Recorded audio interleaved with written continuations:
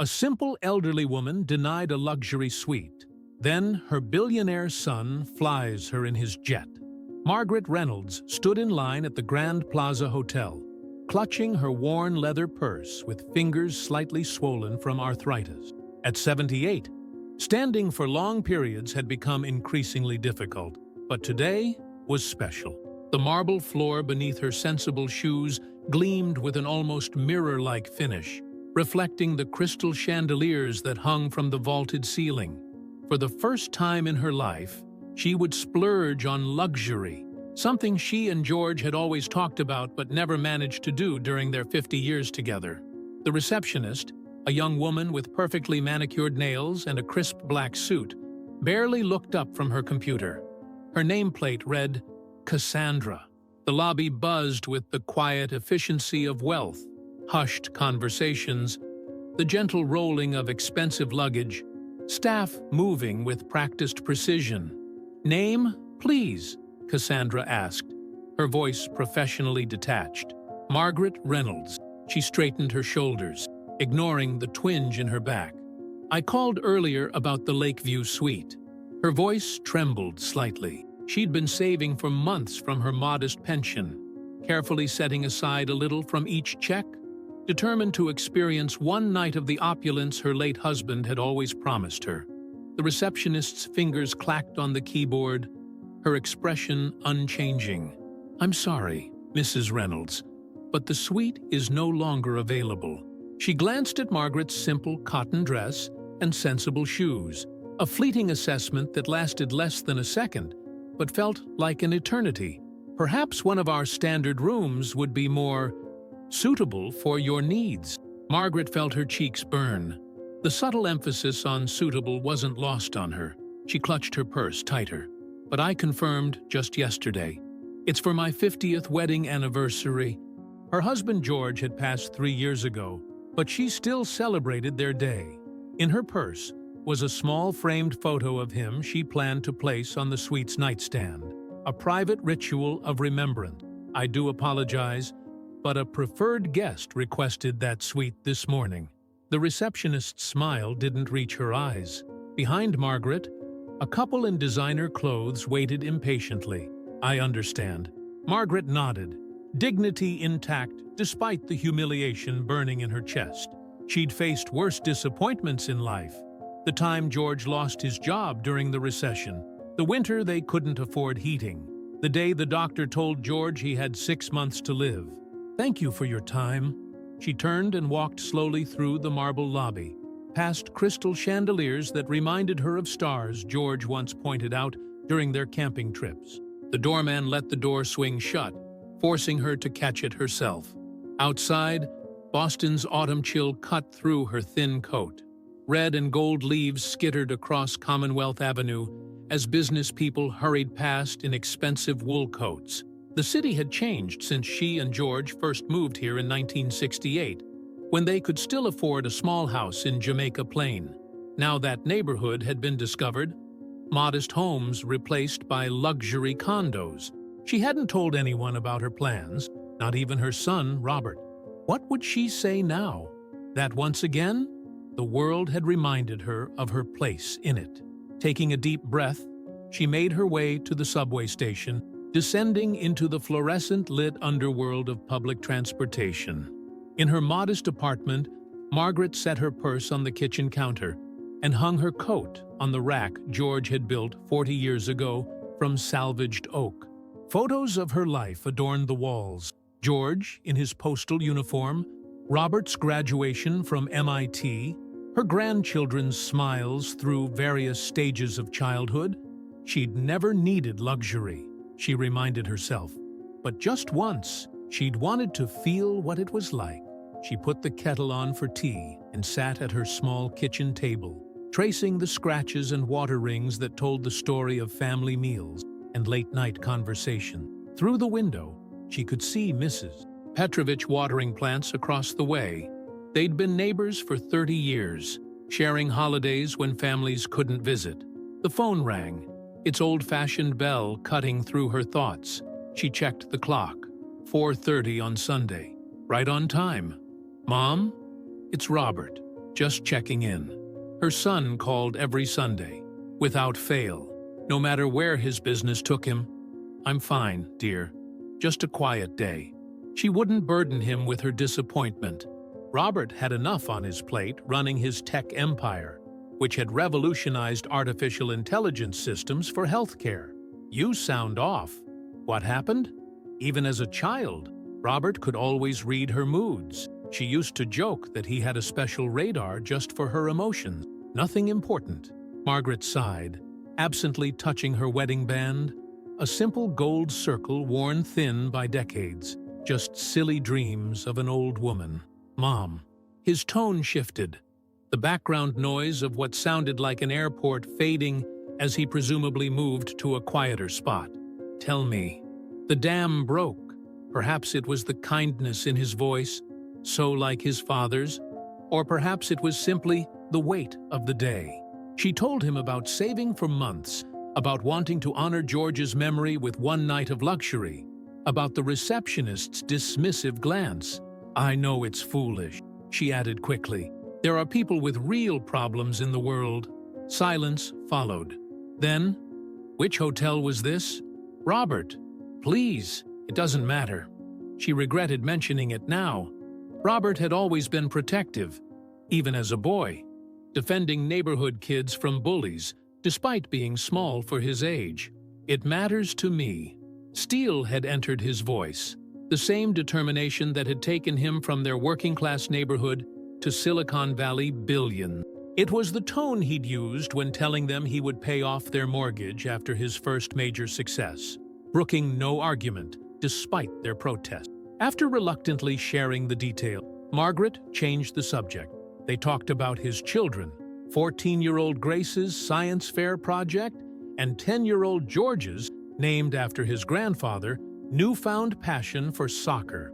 They discussed her community garden plot and the new book club she'd joined at the senior center.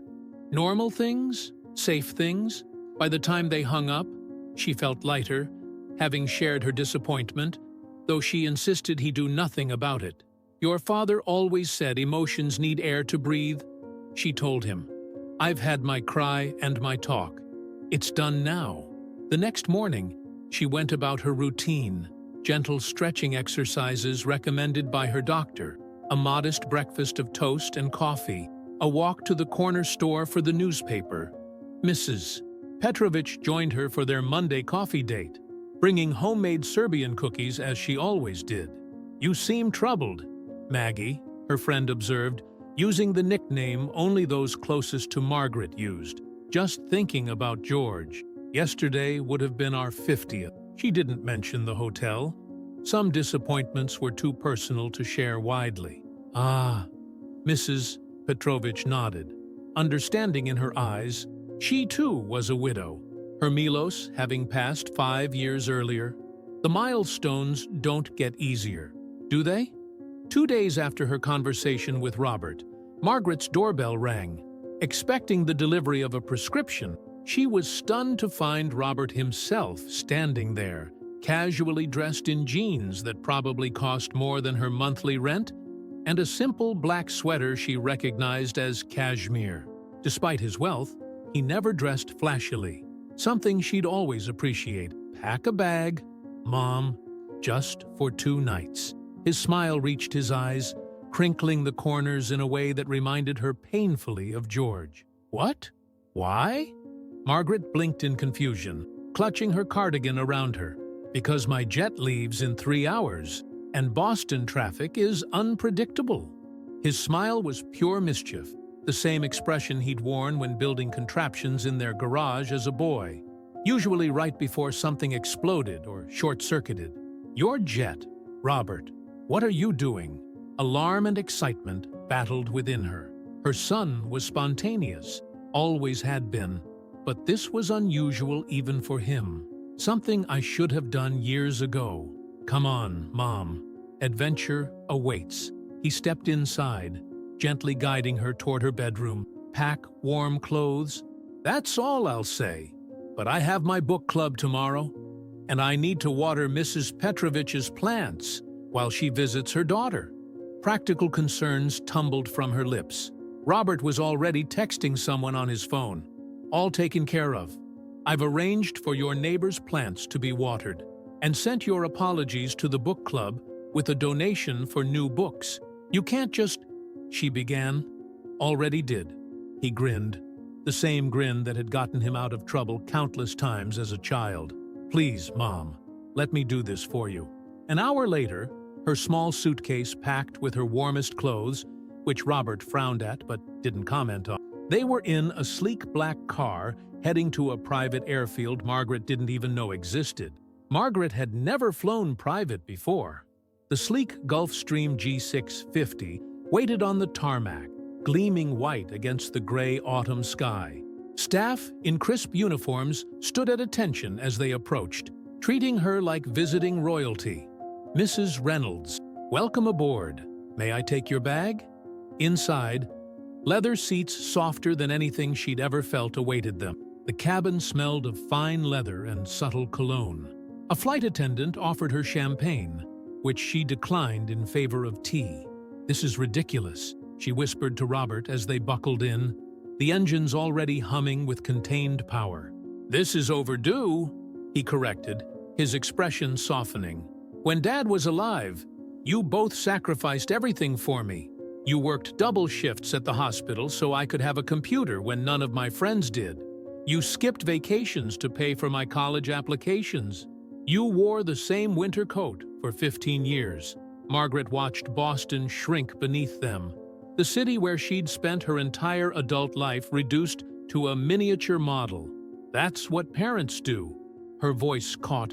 We never saw it as sacrifice. And this is what children do when they can. He squeezed her hand, his palm warm against her papery skin. Let me show you a glimpse of the world you gave me access to. The flight attendant brought her tea in fine bone china, along with a selection of small sandwiches. Mr. Reynolds mentioned you enjoy cucumber sandwiches, she said with a warm smile. Margaret looked at her son in surprise. You remember that? Of course. You made them for every special occasion because Grandma Reynolds taught you they were proper English tea fare. He mimicked his grandmother's formal tone perfectly, making Margaret laugh. She was so proud of that recipe, even though it was just white bread, cucumbers, and cream cheese.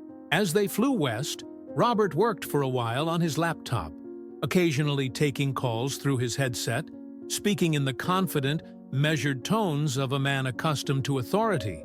Margaret watched him with pride, remembering the shy boy who'd stutter when asking a question in class, who'd been bullied for being too smart, too small, too interested in computers when the other boys were playing sports. You've come so far, she murmured, more to herself than to him.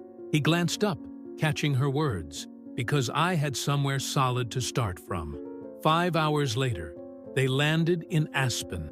The mountain air was thin and crisp, snow already dusting the peaks that surrounded them. Another car, this one a large SUV, whisked them along winding mountain roads, climbing higher into the Rockies. Pine forests flashed by, interspersed with glimpses of valleys far below. They arrived at a mountain lodge that took Margaret's breath away. Stone and timber soared toward the sky, and floor-to-ceiling windows revealed snow-capped peaks bathed in the golden light of late afternoon. A massive stone fireplace dominated the great room, flames already dancing within.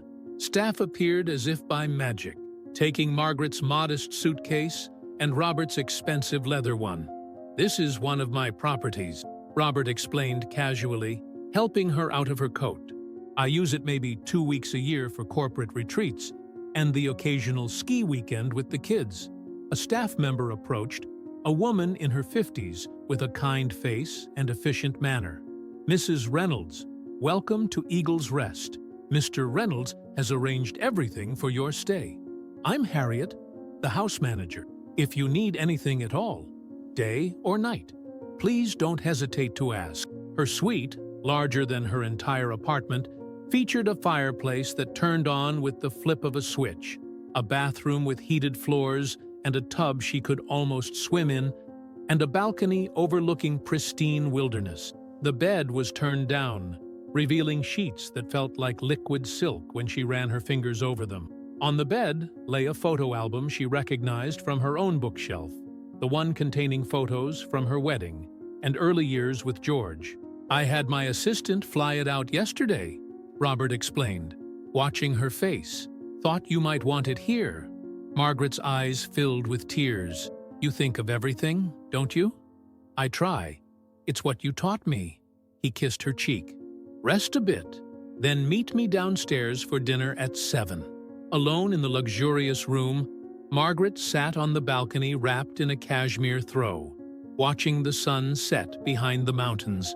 She thought of George, of how he would have loved this view, how he would have pointed out the changing colors with the same enthusiasm he'd shown for simple sunsets over their backyard. "You'd be so proud of him," she whispered to the mountains.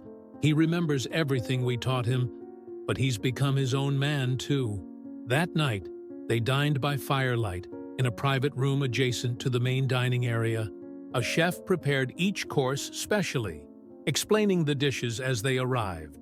Wild mushroom soup harvested from the mountains, locally raised beef, vegetables from nearby farms. Robert ordered champagne, the real thing, from France. "To Dad," he said, raising his glass, "and to you, Mom, the strongest person I've ever known." Margaret's eyes filled. He would have loved this view. He would have complained about the price. Robert laughed, then secretly loved every minute. "That was your father. Always worried about money, even when we finally had enough." She smiled at the memory. "Did I ever tell you about our honeymoon? We had planned to go to Niagara Falls, very traditional, but our car broke down in Albany. We spent 3 days in a motel while a mechanic fixed it, eating sandwiches from a grocery store. George was so disappointed, but I thought it was perfect." "Perfect?" Robert raised an eyebrow. "Because I was with him." She took a sip of the champagne, letting the bubbles dance on her tongue. "That's the secret they don't tell you about happiness, Robert. It's rarely about where you are. It's about who you're with. Is that why you never remarried? There was that nice man from your church. What was his name?" "Harold Jensen." Margaret shook her head. "He was very kind, but when you've had the best, it's hard to settle for less." In the morning, Margaret woke to gentle snowfall. She took her time in the shower, marveling at the various settings and the luxurious soaps and shampoos. A knock at her door revealed a staff member with a breakfast tray, fresh pastries, fruit, coffee in a silver pot. Downstairs, she found Robert already working, his laptop open on the dining table as he conducted a video call. A chef stood nearby, preparing something that smelled divine. Robert spotted her and waved her over, mouthing, "Almost done." Margaret settled into a chair, watching her son handle business between bites of Belgian waffles topped with fresh berries. She heard him mention millions of dollars as casually as she might discuss the price of bread. Saw him make decisions that would affect thousands of employees with calm assurance. "Sorry about that," he said when the call ended. "Acquisition issue." "You didn't have to interrupt your work for me," she protested. "Dad made me promise before he died." Robert's expression grew serious. He said, "When I'm gone, your mother won't ask for help. You'll have to pay attention." He worried too much. He knew you too well. "You've been lonely, haven't you?" She looked away. "I have my friends, my book club. That's not what I asked." "Sometimes," she admitted, "the nights are the hardest. 50 years beside someone, and then," she shrugged, "but that's life. We adapt. We shouldn't just adapt. We should thrive. Which is why I want to talk to you about California." Later, they snowshoed through silent woods, their breath-forming clouds. Margaret kept pace with her son despite their age difference. "The doctor says movement is medicine at my age." "You've always been unstoppable," he replied. "Remember when the school principal said I wasn't gifted program material? And you marched in with my science project? You were building circuit boards at 12. That man was an idiot." They stopped at a clearing with a panoramic view. Robert pulled out hot chocolate with tiny marshmallows. "How did you turn out so well?" she asked. "We had so little to give you. You gave me everything important. Work ethic, integrity, confidence." He sipped his cocoa. "I tell my executives I learned management from my mother, who managed a household on a shoestring budget and still had resources for emergencies." That evening, a string quartet played George's favorites. Margaret closed her eyes, feeling his presence beside her.